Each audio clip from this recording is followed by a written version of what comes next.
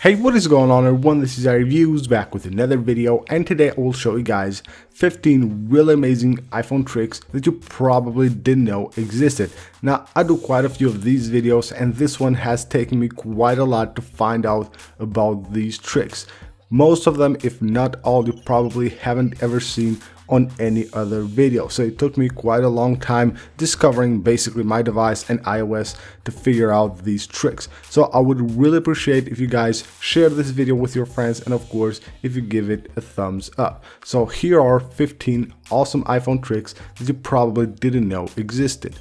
Alright, starting off with the first one. This is a really cool wallpaper trick. So when you go to set a wallpaper, you will get this interface which allows you to basically zoom in and out on the wallpaper, position it anywhere you want on the screen, and then of course click set to set it as a wallpaper. But did you know that if you go to the settings app and you go to the wallpaper section, right here you get two previews, the lock screen and the home screen. Now you can adjust the wallpapers differently on the home screen and on the lock screen. So I have the same wallpaper set, of course, on the home screen and lock screen, and if I tap right here, I can go ahead and now adjust it like this on the lock screen, while I can adjust it on a different way on the home screen. So if I tap right there, I can basically move it around, zoom in and out, and adjust it a different way on the home screen. So you can see right now I have the same wallpaper on both the home screen and the lock screen, but they're differently adjusted, zoomed, and positioned. So that's really cool. You can move around the wallpapers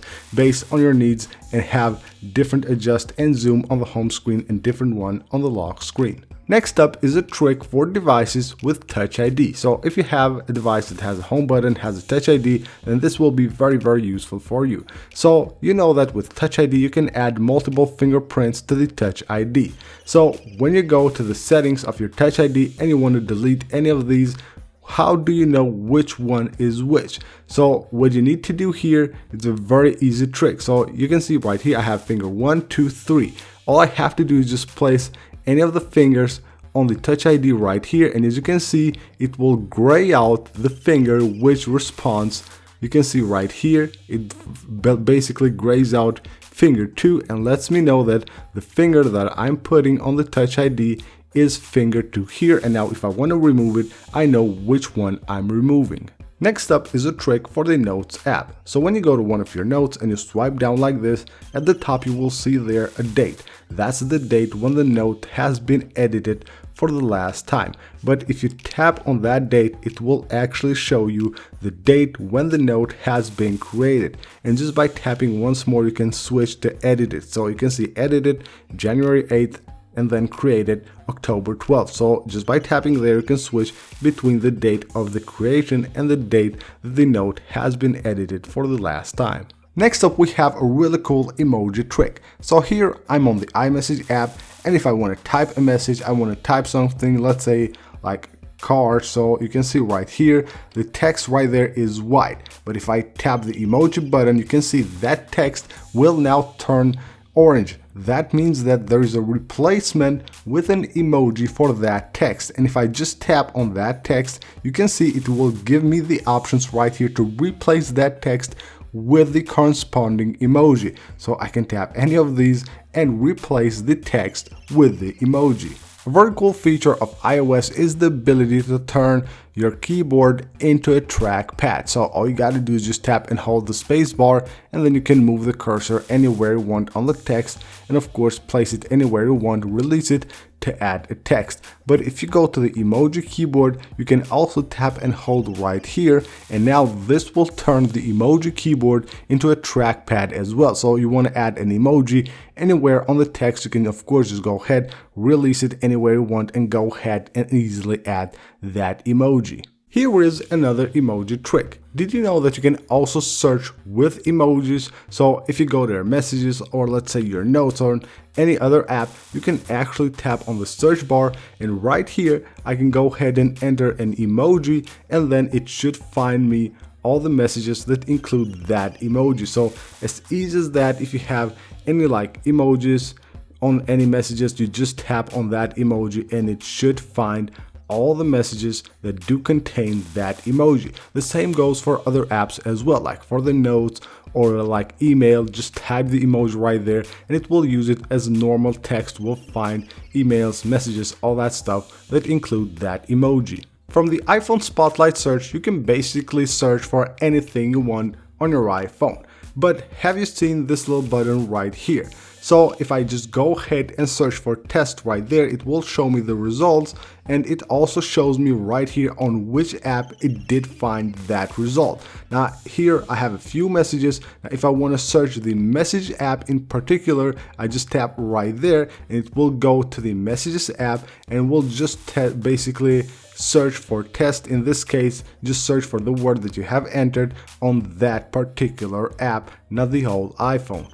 On the Maps app, if you zoom out, you will see a few cities that have a badge that says 3D. So basically, those are the cities that have a 3D view. If you tap on that badge, you can see it will pop up like that, and then it will give you all different kind of options right here, from flyover to directions. You will also have, of course, a few photos there, and you have also the look around feature. You just tap right there and it will take you directly to the look around feature, which of course is really dope. So just zoom out on the maps and you will see all the cities that do support 3D.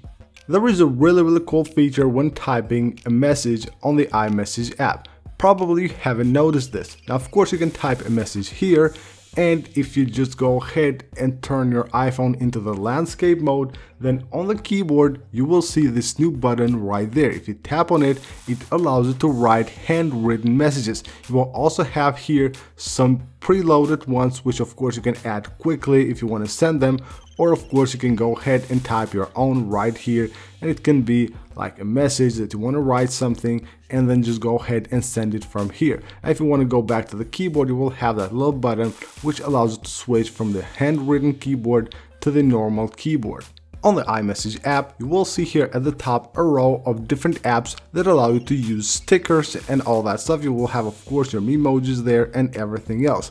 But if you want to see your recently used ones, all you have to do is just swipe like this and you will see this button that says recent. Now if you don't have that there, just tap on more, tap on edit, and make sure you go here and enable it like this, because it might be disabled by default.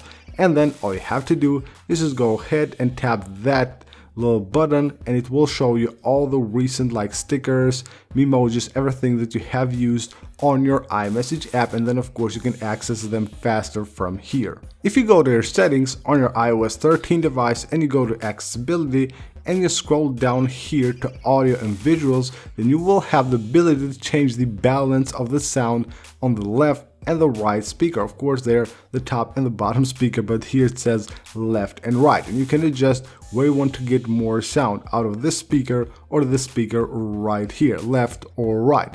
And this is very noticeable when you go to the landscape mode or if you're using headphones. So if you're on the landscape mode, then you will really notice this. So if I just play something here,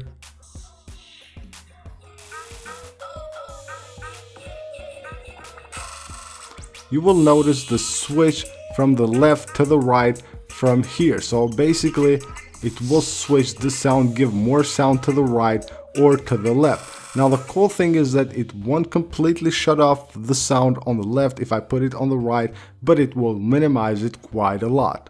On the Notes app, you will have the ability to lock notes with a passcode. But if you forget a note unlocked, then you will see this little button right there at the bottom of the screen on the Notes app, which will allow you to easily lock any notes that you have unlocked. So you just tap right there, and the notes that you did unlock and you forgot to lock them, you can just tap right there to actually lock them with a passcode.